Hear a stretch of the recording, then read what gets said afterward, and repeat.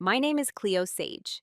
I'm 34 years old, and for most of my professional life, I've worked as a senior data analyst for a mid-sized logistics firm. On paper, I am the quiet one, the dependable one, the woman who sends clean reports, meets deadlines, and never raises her voice in meetings. In person, I'm usually described the same way: calm, composed, pleasant. That word always makes me smile. People often assume that because I don't interrupt, I don't dominate conversations, and I don't decorate my sentences with dramatic pauses or bold declarations, I must lack sharp edges. They see neutrality and mistake it for softness. They see restraint and mistake it for uncertainty. What they don't see is that silence can be a form of observation, and observation over time becomes leverage. This story isn't about revenge. It isn't about humiliation. And it certainly isn't about shouting someone down in a conference room. It's about something far more ordinary and far more powerful. It begins with a sentence spoken casually across a glass meeting table. My manager accused me of fabricating data. I invited him to recreate it live. That moment didn't explode. No one gasped. No coffee cups fell from trembling hands. The room simply shifted because he couldn't. He couldn't recreate it. Not because the data was false, but because the error he was pointing to came from his own spreadsheet. Before we reach that moment, though, there's context.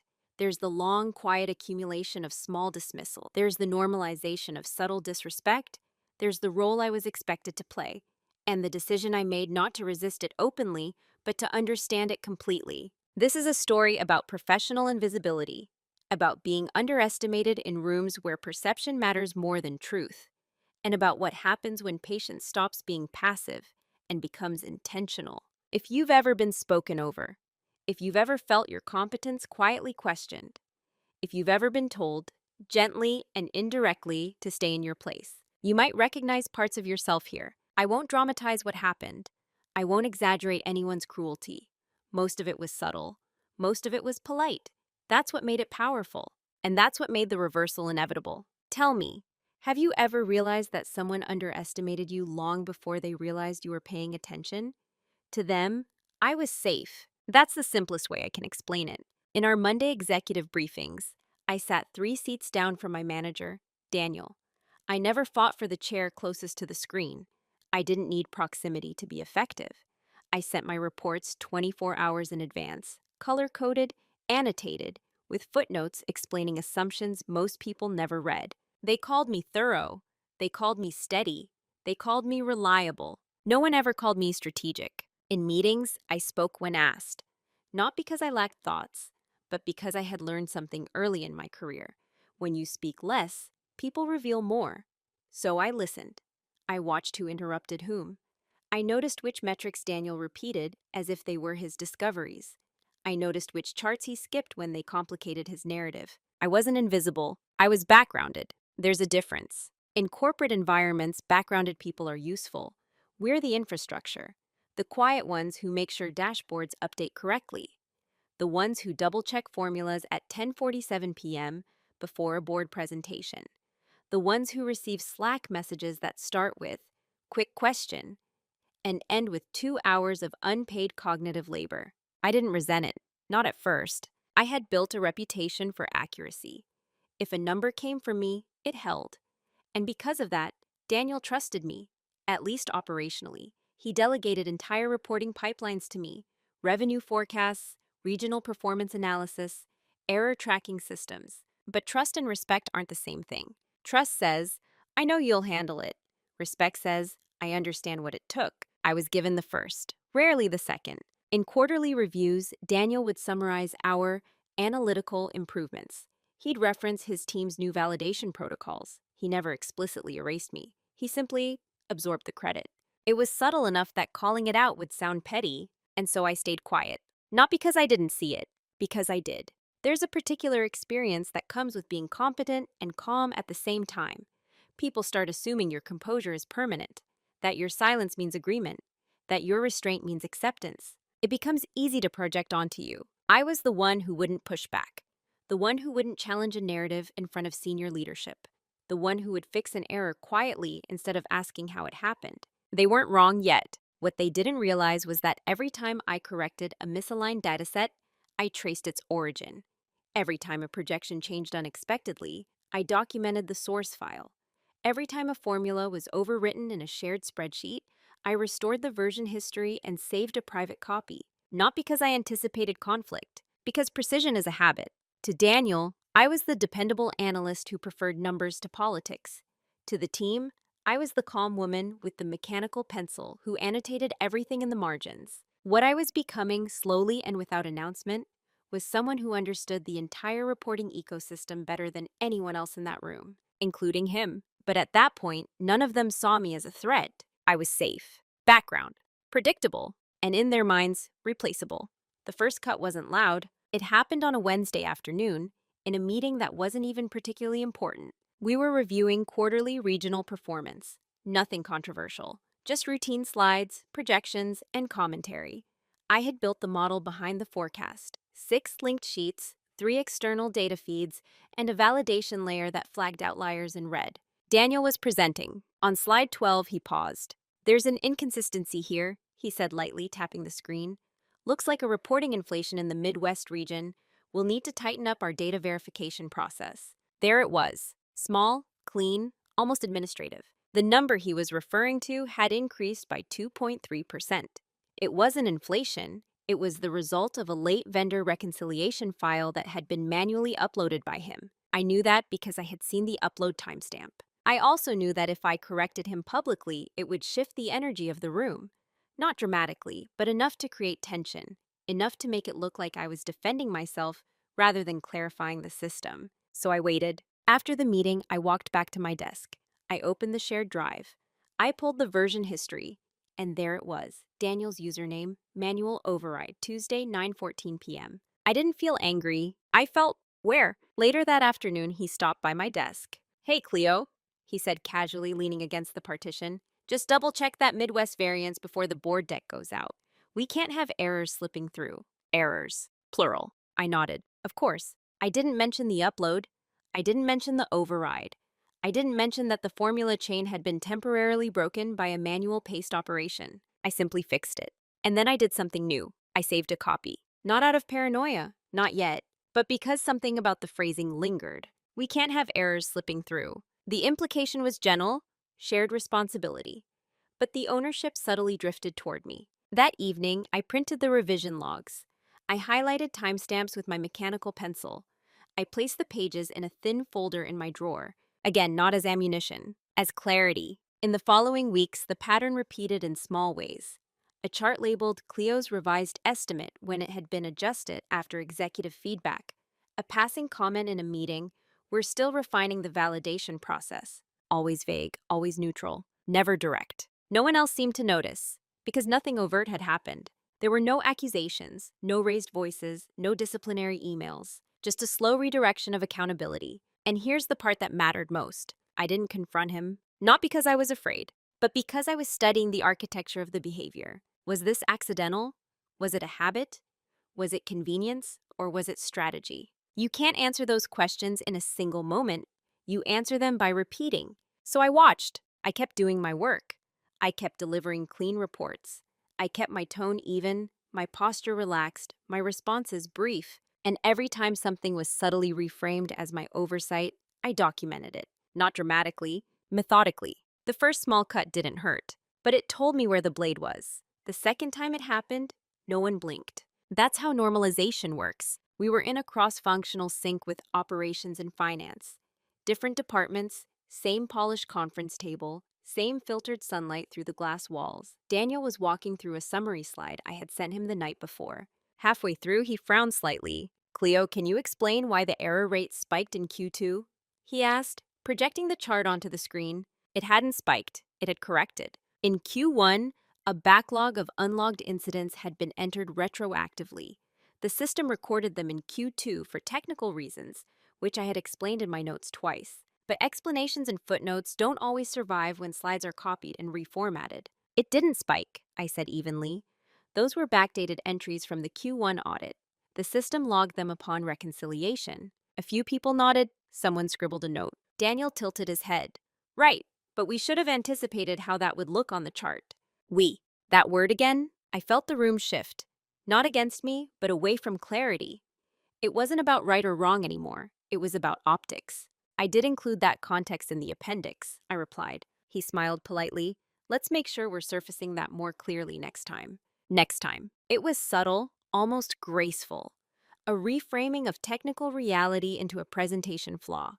And because I didn't push further, the moment dissolved. Afterward, one of the operations leads stopped by my desk. Tough crowd in there, he said lightly. Charts can be tricky. Charts can be tricky. I thanked him and returned to my spreadsheet. That afternoon, I opened the slide deck Daniel had presented. My appendix had been removed. The contextual note had been condensed into a single bullet point, stripped of explanation. I stared at it for a long moment. This is how narratives are shaped, I realized. Not through lies, through omission. Over the next month, similar adjustments occurred. My projections were described as aggressive when they exceeded conservative targets, even though they were based on historical growth patterns. A variance was called unexpected, despite being flagged in my pre-read summary. Each time, the tone remained professional. There were no insults, no explicit blame, just a gradual conditioning of perception. And here's the quiet truth. Part of me participated in it. I told myself it wasn't worth correcting every nuance, that relationships mattered more than precision in group settings, that senior leaders preferred cohesive messaging over granular detail. I rationalized my silence as maturity, but something else was happening beneath that rationalization. I was cataloging, not emotionally, structurally. I began keeping a private log, dates, meeting topics, phrasing used, slide revisions before and after Daniel's edits. I wasn't building a case, I was building a pattern map. There's a difference. When disrespect is loud, you respond. When it's quiet, you study. Because quiet disrespect often depends on plausible deniability. It lives in tone, in word choice. Who speaks last? I noticed that Daniel rarely corrected me when I was right in private. In one-on-one meetings, he would say things like, "Good catch," or "I didn't think of that."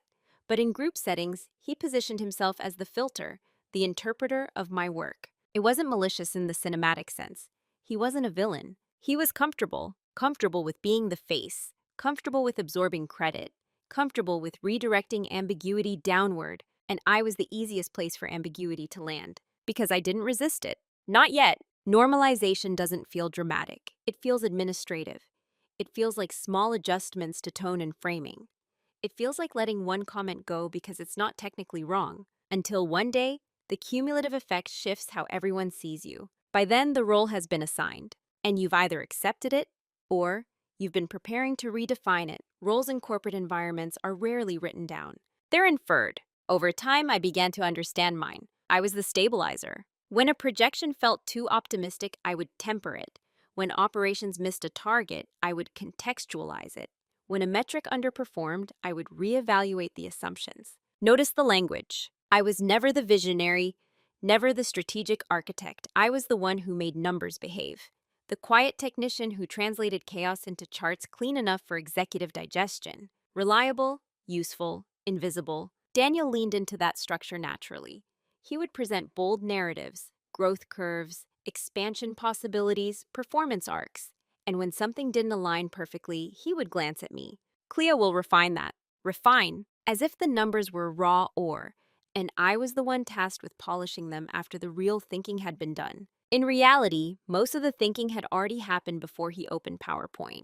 But the performance of leadership mattered, and I wasn't performing. I didn't interrupt. I didn't preface my points with strategic language. I didn't use phrases like big picture alignment or stakeholder optics. I spoke in specifics. Specifics rarely sound powerful in rooms that reward abstraction. There was one meeting that crystallized the role for me. We were discussing a potential expansion into a new regional hub.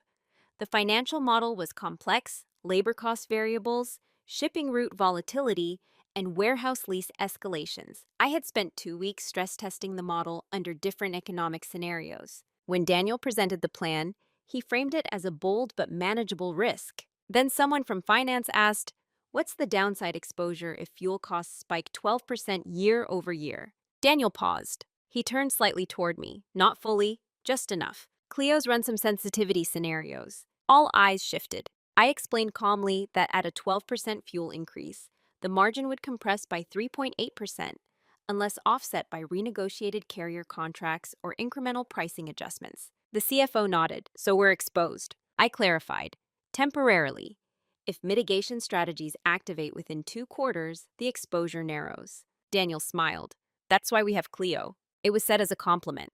The room chuckled lightly, but in that sentence was the entire role. He would propose, I would protect, he would speak in vision, I would speak in caveats. After the meeting, one of the directors said to me, "You're like the company's insurance policy." Insurance policies don't lead, they absorb impact. That evening, I sat at my desk long after most people had left.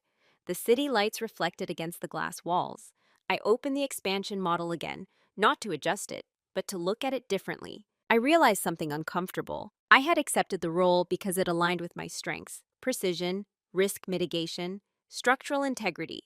But acceptance had consequences. If something ever went wrong, whose name would be attached to the numbers? The visionary who presented the plan, or the analyst who built the model? Roles determine responsibility, and responsibility determines vulnerability. I wasn't being positioned as a leader, I was being positioned as a buffer. And buffers are useful until someone needs something to blame. That was the moment I understood the assignment clearly. Not with anger, with clarity. I knew who they thought I was. The more important question became, who was I willing to be when it mattered?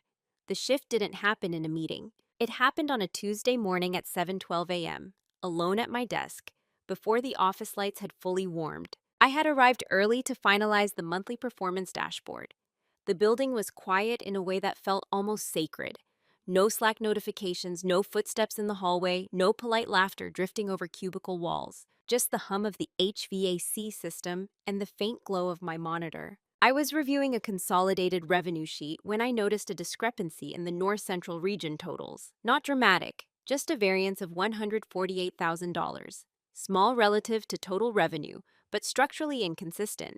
I traced it back the way I always did. Sheet to sheet, formula to source, source to import log. And there it was. A manual overwrite in a linked spreadsheet. Daniel's spreadsheet. The number had been adjusted upward by exactly the amount needed to maintain a projected growth narrative he had presented the week prior. I stared at the cell for a long time. It wasn't a dramatic falsification.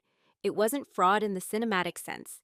It was a narrative adjustment, one that assumed reconciliation would smooth it out later. But the formula I had built didn't smooth it out. It recorded it. I checked the timestamp. Sunday night, 10:43 p.m. I leaned back in my chair. This was different from the earlier instances. Those had been reframing, omissions, subtle shifts in presentation. This was structural. The error that would inevitably surface, if left uncorrected, would sit inside a dataset with my name attached to it. And for the first time, I didn't feel the instinct to fix it quietly. I felt still. I opened the version history and saved a copy, then another. I documented the formula before and after the overwrite. I traced the downstream impact across dependent sheets. The projected growth line bent upward unnaturally because of that one cell. The entire quarterly narrative rested on it. My first instinct was to message him. "Hey, I noticed an adjustment, can you clarify?" That would have been the version of me they knew. The stabilizer, the quiet corrector. But something had shifted. I closed the chat window without typing. Instead, I asked myself a different question. If this becomes visible in a public setting, how will the story be told? Will it be framed as an analyst oversight, a validation gap, a modeling inconsistency? The pattern from the past months replayed in my mind. We need to tighten verification. Let's surface that more clearly next time. We can't have errors slipping through. The language was already rehearsed. I realized something that morning that changed everything. I had been protecting the system, but the system wasn't protecting me. That realization didn't make me angry. It made me precise. I corrected the dashboard carefully, but I did not erase the trail. I preserved the original file in a private archive. I mapped the dependencies. I created a separate validation sheet that flagged manual overrides automatically. I didn't tell anyone. Not yet, because the shift wasn't about confrontation. It was about ownership. For the first time, I stopped seeing myself as the company's insurance policy and started seeing myself as the sole architect of the numbers everyone relied on. If the foundation cracked, I would know exactly where and why. And if someone ever questioned the integrity of my work, I would not respond defensively. I would respond structurally. That Tuesday morning, before anyone else logged in, I made a quiet decision. From that point forward, my silence would not be automatic. It would be intentional. And intentional silence feels very different from compliance. The shift wasn't visible to anyone else, but internally, something had locked into place. I would no longer absorb ambiguity. I would illuminate it when the time is required. After that Tuesday morning, nothing about my behavior looked different. That was important. I still arrived early, still sent pre-reads, still annotated my spreadsheets with that same slim graphite pencil. If anyone had been observing me from the outside, they would have seen consistency, reliability, calm. But internally, the orientation had changed. Before, my silence had been adaptive. I stayed quiet to preserve cohesion, to avoid unnecessary friction, to maintain the image of a collaborative team. Now my silence was selective. I began speaking less in meetings, but with sharper edges when I did. If Daniel summarized a projection vaguely, I would add a single clarifying sentence.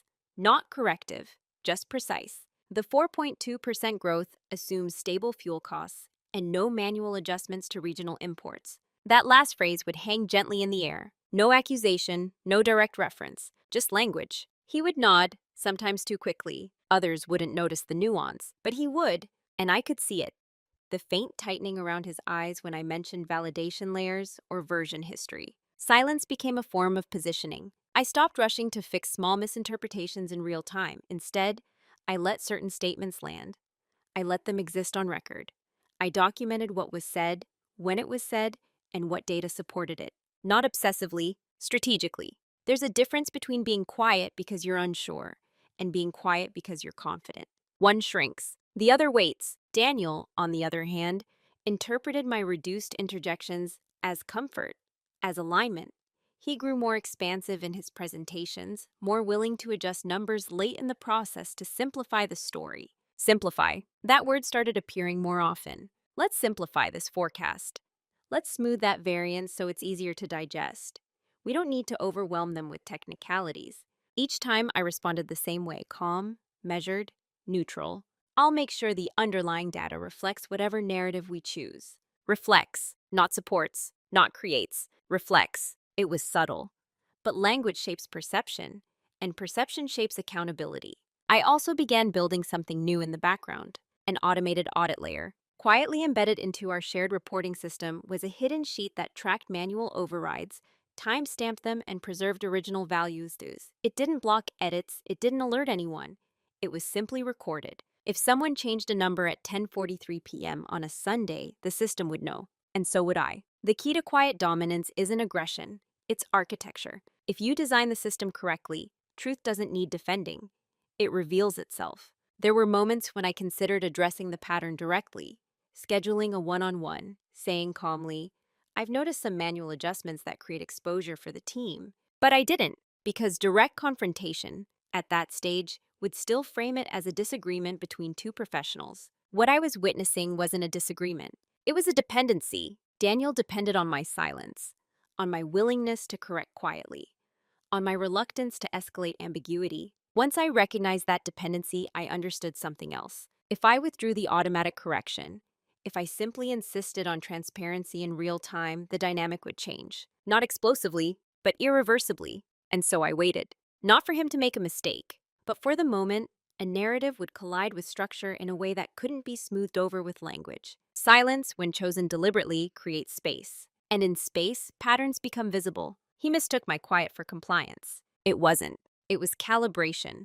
Preparation doesn't look dramatic from the outside. It looks like consistency. After the shift, I didn't suddenly become louder or colder. I became thorough in a way that appeared almost routine. But beneath that routine, something was taking shape. I started by mapping the entire reporting ecosystem end to end, not just the pieces I directly managed. I documented every upstream data source, every manual touchpoint, and every spreadsheet Daniel personally accessed before presentations. If a number moved, I wanted to know who had the authority to move it, and more importantly, who thought they did. Most corporate reporting systems are built on a quiet trust agreement. Shared drives, editable files, assumptions that no one will adjust a formula without understanding its dependencies. Trust is efficient, but trust without structure creates exposure. So I built a structure. I embedded validation checks that compared final presentation numbers to raw imports automatically. If they diverged beyond a certain threshold, the discrepancy would appear, not as an alarm, but as a subtle red flag in a hidden sheet. I created a private archive folder on my encrypted external drive. Every major presentation file Daniel delivered was saved in two forms: the version I submitted and the version he presented, side by side. The differences were rarely massive.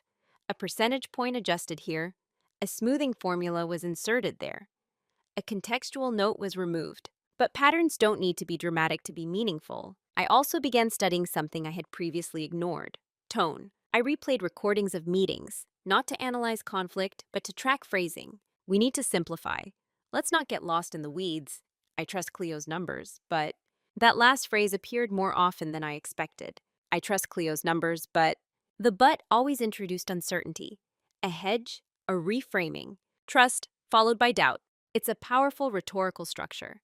It protects the speaker while subtly repositioning responsibility. I didn't confront it, I cataloged it. Outside of documentation, I expanded my technical fluency.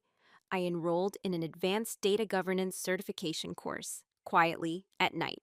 Not because I needed it for my job title, but because I wanted fluency in language that executive leadership respected: audit trails, compliance risk, governance frameworks. If a future conversation ever shifted from "who made this mistake" to "how do we prevent systemic exposure," I intended to be the most structurally prepared person in the room. There's a particular calm that comes from preparation, not the anxious kind that anticipates disaster, the grounded kind that knows you've removed uncertainty.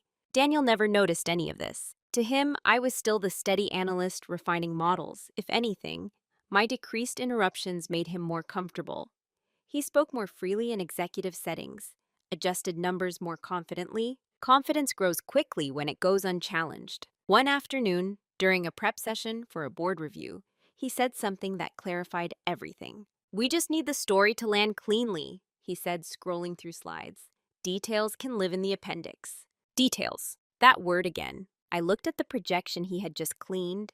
The growth curve was smooth, too smooth. I knew the underlying variance that had been absorbed into that line. I knew which manual adjustments created that visual simplicity. And for the first time, I didn't feel tension. I felt inevitability. Because here's what they never noticed: I wasn't preparing to attack. I was preparing to remove ambiguity. If someone ever questioned the integrity of the data, I would not argue emotionally. I would not defend myself defensively. I would open the system and invite them to walk through it. Live. In real time, preparation is quiet.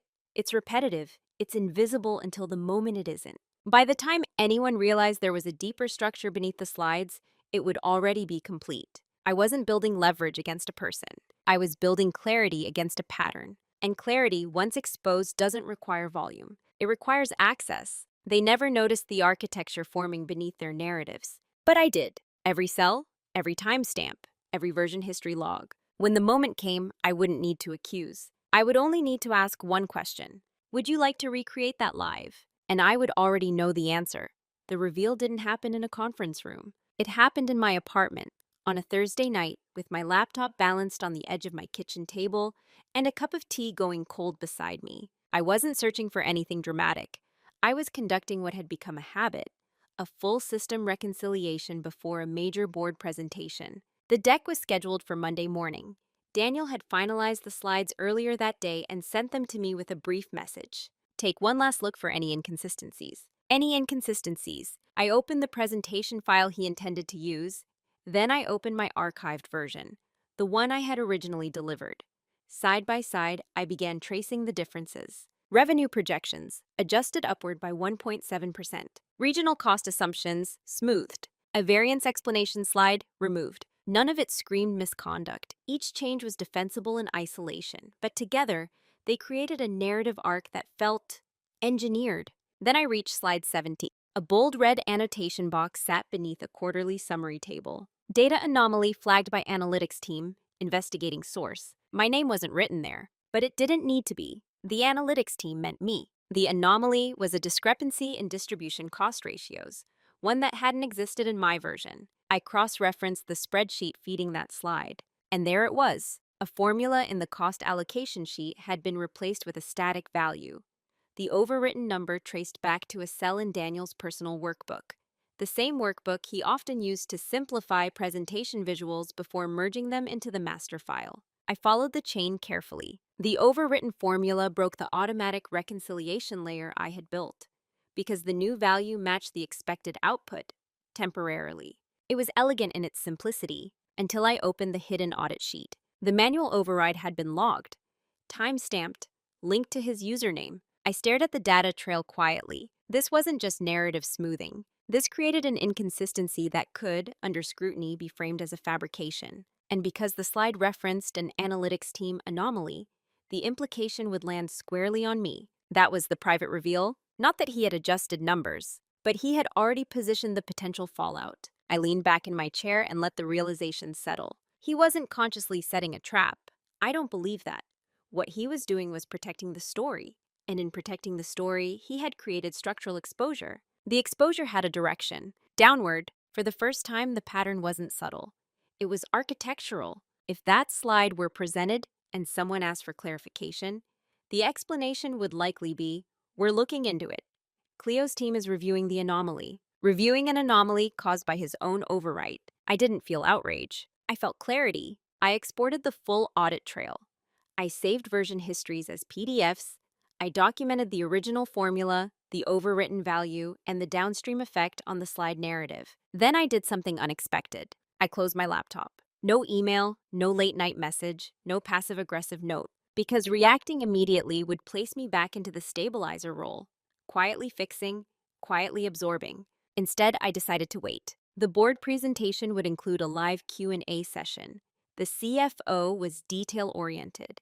The audit committee chair was known for drilling into cost allocations. If the question surfaced publicly, the structure would speak for itself. And if it didn't, I would create the opportunity, not confrontationally, but transparently. The power of documentation isn't in possessing it.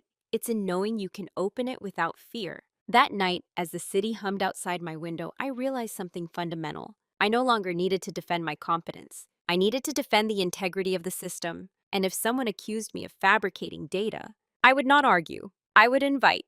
Let's recreate it live. Because the moment you move from accusation to replication, emotion leaves the room. Only the structure remains. And structure, when built correctly, is impossible to bluff. The reveal wasn't explosive. It was precise. He had already created the error. He just didn't realize where it lived.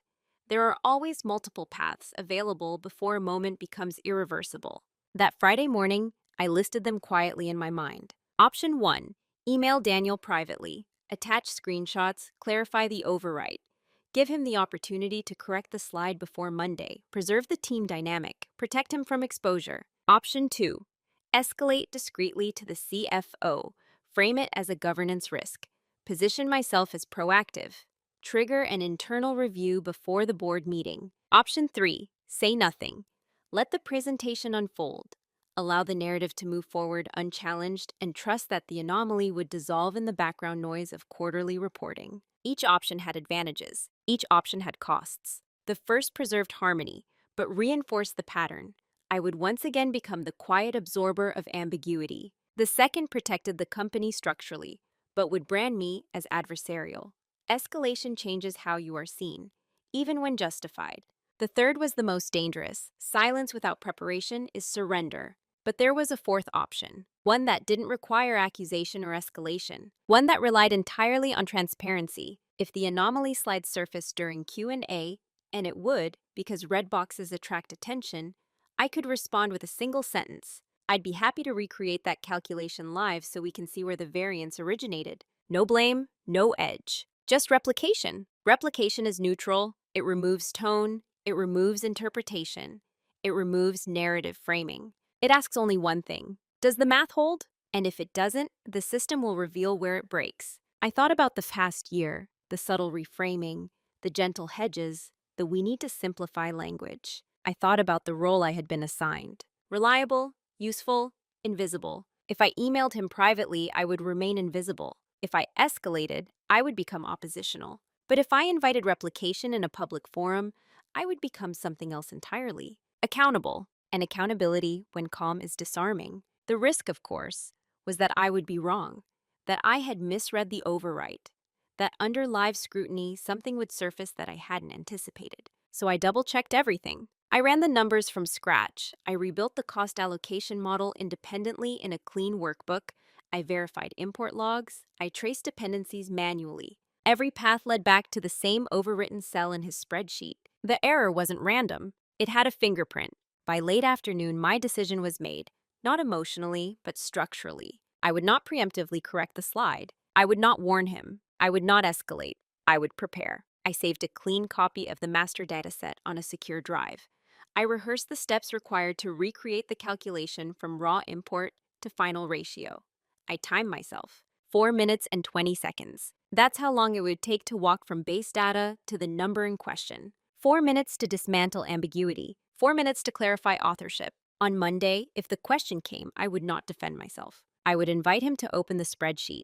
Together, live. And if he declined, that would answer its own question. The decision wasn't about exposing him. It was about stepping out of the buffer role permanently. Because once you move from quiet correction to public transparency, the dynamic never returns to what it was. Some decisions feel loud. This one felt quiet, but it was irreversible. By choosing replication over reaction, I was choosing a different identity. Not the insurance policy, not the background stabilizer, the architect. And architects don't argue about cracks. They show you the blueprint.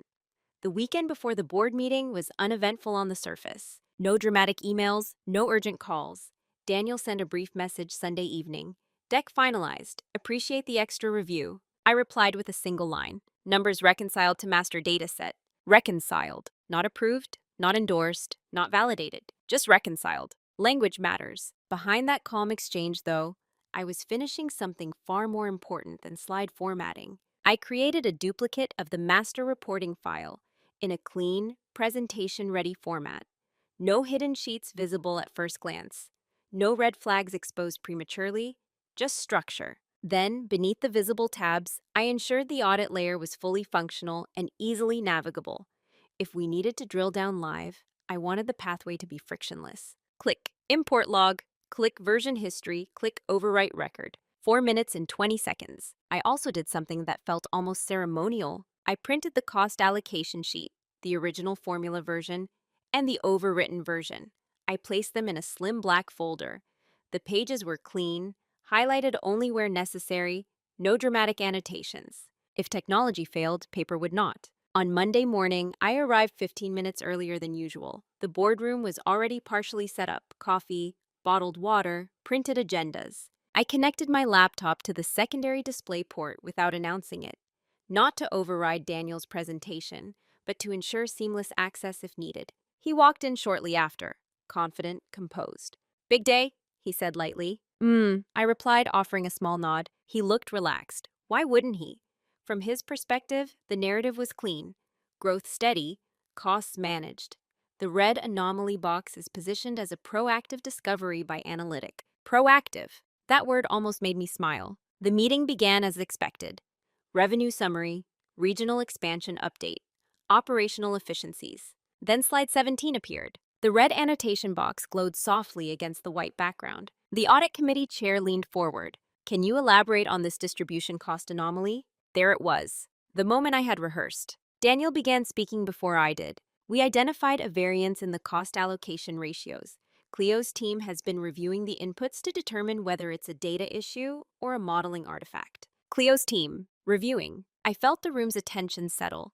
Not aggressively, but expectantly. I spoke evenly. I'd be happy to walk through the calculation live so we can see exactly where the variance originated. Silence followed, not uncomfortable, just alert. Daniel hesitated for a fraction of a second. "Is that necessary?" he asked gently. "We can provide a follow-up summary." The audit chair shook his head.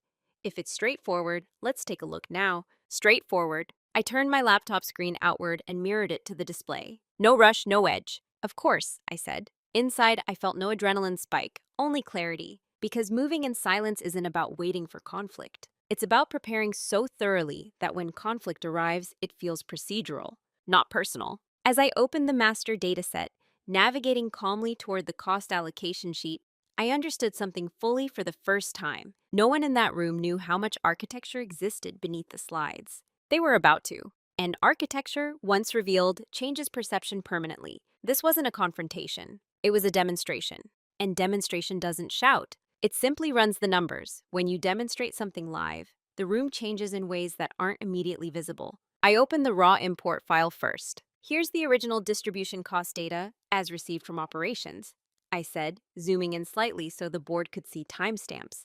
uploaded automatically on the first of the month. No one interrupted. I clicked on the cost allocation sheet. This formula distributes costs proportionally based on shipment volume across regions. I highlighted the formula bar. Then I paused just long enough for attention to sharpen. However, I continued evenly. This particular cell was manually overwritten on Sunday at 10:43 p.m. I didn't say by whom, I simply clicked the audit layer. The hidden sheet appeared. Timestamp, username, original value, replacement value. The air didn't thicken dramatically. There were no audible reactions, but posture shifted around the table. Daniel leaned forward. That was likely a temporary adjustment during slide preparation, he said quickly. We sometimes normalize values before presentation. Normalize. I nodded calmly. That's possible, I replied.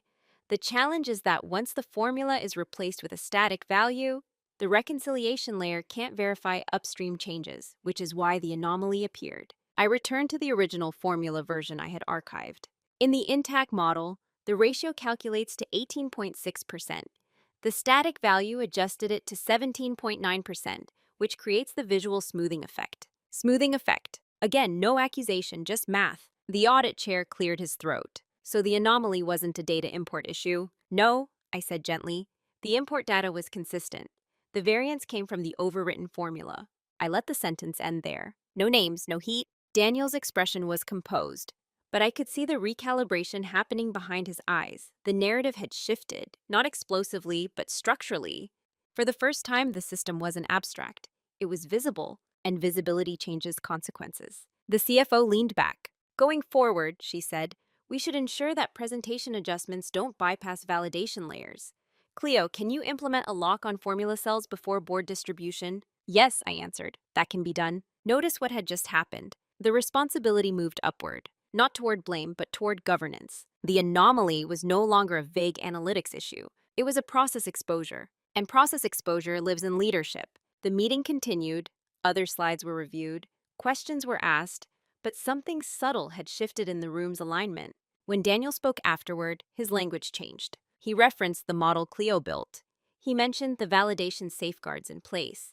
He avoided the word anomaly entirely. Consequences rarely begin with reprimands. They begin with awareness. After the meeting, as people gathered their papers, the audit chair stopped beside me. Thank you for walking through that, he said quietly. Transparency matters. Transparency? Not defense, not correct. Transparency. Daniel didn't speak to me immediately.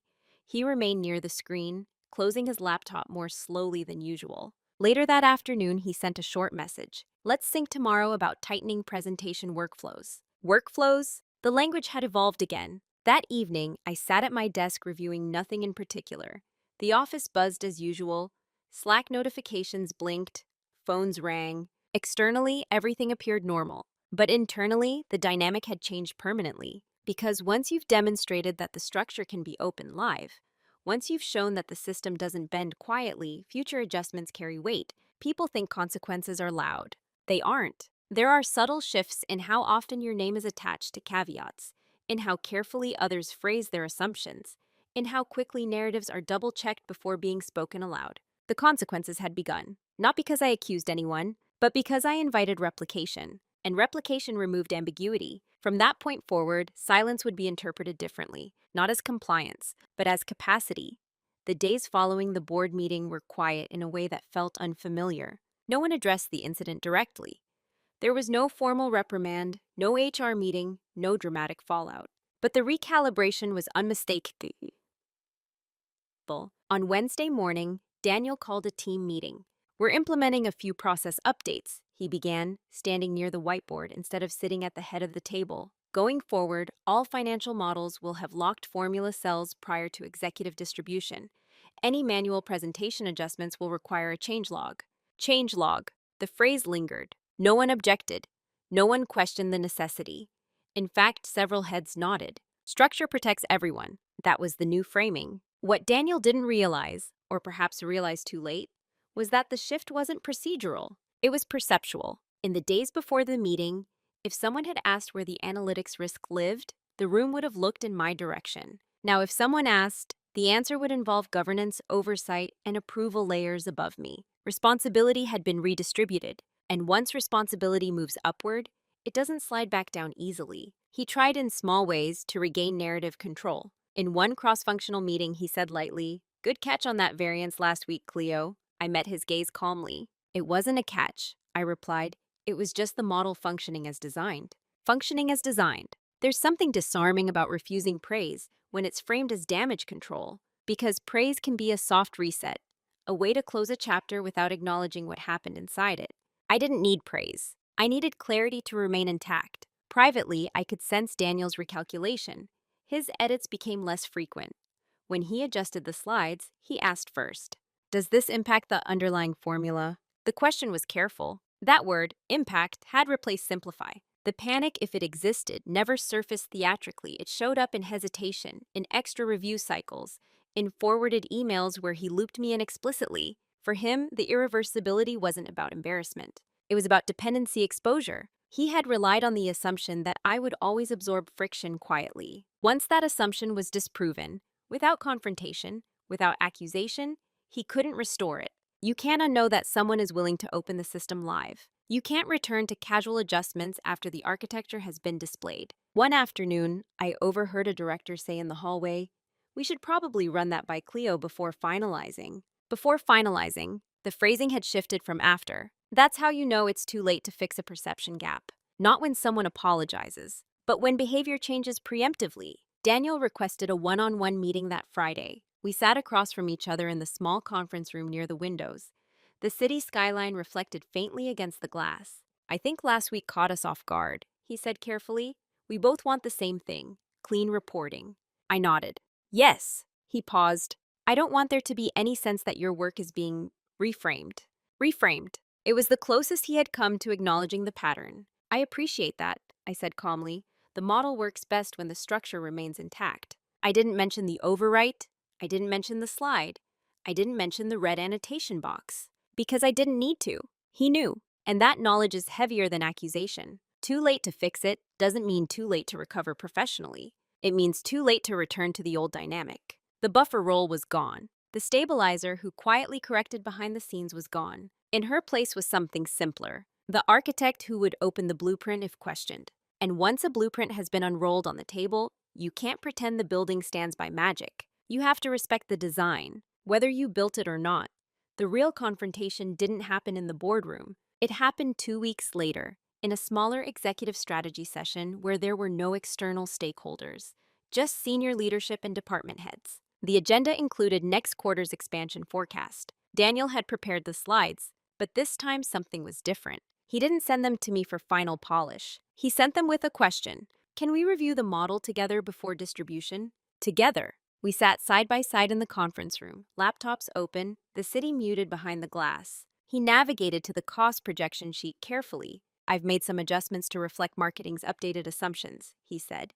"But I wanted to ensure I'm not disrupting any structural dependencies." The language was measured. No simplification, no smoothing, structural dependencies. I nodded and leaned in. "Let's walk through it." We traced the formulas cell by cell. I pointed out where volume sensitivity is linked to carrier contracts. He asked clarifying questions, real ones, not rhetorical placeholders. There was no tension in the air, only recalibration. Halfway through, he paused. "I should have consulted you before adjusting that distribution cell last month." It wasn't an apology in the dramatic sense. It was an acknowledgement. "That adjustment created exposure," I replied calmly, "not because of the number itself, but because the validation layer couldn't reconcile it." He nodded slowly. "I understand that now." There was no defensiveness, no attempt to minimize, just recognition. Here's what confrontation without heat looks like. No raised voices, no rehearsed speeches, no listing of past grievances. Just two professionals are sitting with the consequences of the structure. I wasn't trying to shift responsibility, he added carefully. I was trying to present a cleaner narrative. "I know," I said, and I did. That was the truth. Most professional misalignments aren't born from malice. They're born from narrative management, trying to make complexity digestible. But digestible doesn't mean altered. We returned to the model. "This formula should remain dynamic," I said, adjusting a cell. "If the numbers change, the story should change with them." He gave a small nod. "That's fair." That phrase, "that's fair," landed heavier than any apology would have, because fairness implies recognition of equilibrium. By the end of the session, the slides were intact. The formulas untouched. The assumptions are clearly labeled. Before closing his laptop, Daniel looked at me directly. You handled that board moment well. I held his gaze evenly. I handled the model the way it was built. No smile, no edge, just clarity. Confrontation without heat doesn't aim to win. It aims to align. There was no dramatic resolution, no handshake seals a renewed partnership. But something fundamental had shifted. He no longer saw me as the insurance policy. He saw me as a co-architect. And co-architects are consulted before walls are moved. When we walked out of that room, nothing about the office looked different. But the internal hierarchy had quietly adjusted, not because I demanded respect, because I demonstrated structure. And once structure is demonstrated calmly, respect becomes practical, not emotional, practical. If you ask someone in the office today who I am, they would probably use similar words as before: calm, precise, reliable. On the surface, not much has changed, but internally, the shift is permanent. I am no longer the buffer. I am no longer the quiet absorber of ambiguity. I am the architect. That difference isn't loud. It doesn't show up in my title, at least not yet. It doesn't require a promotion announcement or a reintroduction in meetings. It shows up in posture. When someone references a number now, they look at me differently. Not to verify defensively, but to confirm structurally. There's a subtle but important distinction. Before, I was consulted after something felt unstable. Now, I'm consulted before something is finalized. That is what authority looks like when it's earned through clarity instead of volume. Daniel and I work differently now. He doesn't simplify without context. When he adjusts a narrative, he asks how the adjustment interacts with the model. He doesn't preface statements with "I trust Clio's numbers," but he simply says, "the model indicates." That phrasing matters. The responsibility is shared transparently. I don't feel resentment toward him. That might surprise some people. But resentment would imply that I was powerless before. I wasn't powerless. I was observing. There's a difference between being underestimated and being incapable. Underestimation is temporary, incapability is structural. And structure, when built carefully, speaks louder than defensiveness ever could. I also notice something else about myself now. I speak slightly more, not to dominate, not to correct reflexively, but to frame. When a narrative begins drifting away from its foundation, I gently anchor it. The assumption there depends on last quarter's import data. That projection changes if volume shifts by more than 3%. I don't wait to be asked every time, not because I need control, but because I understand how quickly ambiguity can reshape accountability. The biggest change, though, isn't external, it's internal. I no longer feel the need to prove my competence. There's a quiet confidence that comes from knowing you can open the system at any moment and walk someone through it. Live without fear. That kind of confidence doesn't raise its voice. It doesn't argue. It doesn't seek validation. It simply exists. Sometimes I think back to the version of me who corrected the first small cut silently, who printed revision logs without fully understanding why, who rationalized subtle reframing as maturity. She wasn't weak. She was calibrating. But calibration eventually leads to clarity, and clarity leads to choice. If someone were to accuse me of fabricating data today, I wouldn't feel threatened. I would feel curious, because the response is already built into the system. Let's recreate it live. No drama, no heat, just structure. Who I am now isn't louder. It's steadier. I don't need to dominate the room to influence it. I just need the blueprint and the willingness to unfold it. When people hear a story like this, they often expect a villain, a dramatic downfall, a public humiliation, a triumphant speech. That's not what happened here. No one was escorted out of the building. No careers were destroyed. There was no explosive confrontation. There was a spreadsheet. There was a question. And there was an invitation. My manager accused me of fabricating data. I invited him to recreate it live. He couldn't, because the error came from his own spreadsheet. But the real story isn't about catching someone in a mistake. It's about what happens when you stop absorbing ambiguity that doesn't belong to you. For a long time, I believed professionalism meant smoothing tension quietly, protecting the team from friction, correcting errors without spotlighting their origin.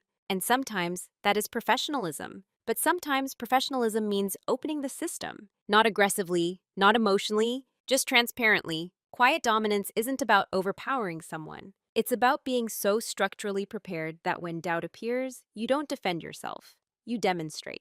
There's a difference between arguing and replicating. Arguments invite emotion. Replication invites clarity. And clarity rarely needs volume. If you're in a space where you feel underestimated, here's what I've learned. You don't need to shout to be taken seriously. You don't need to escalate prematurely. You don't need to humiliate someone to reclaim your footing. You need structure, you need documentation, and you need the willingness to say calmly, let's walk through it.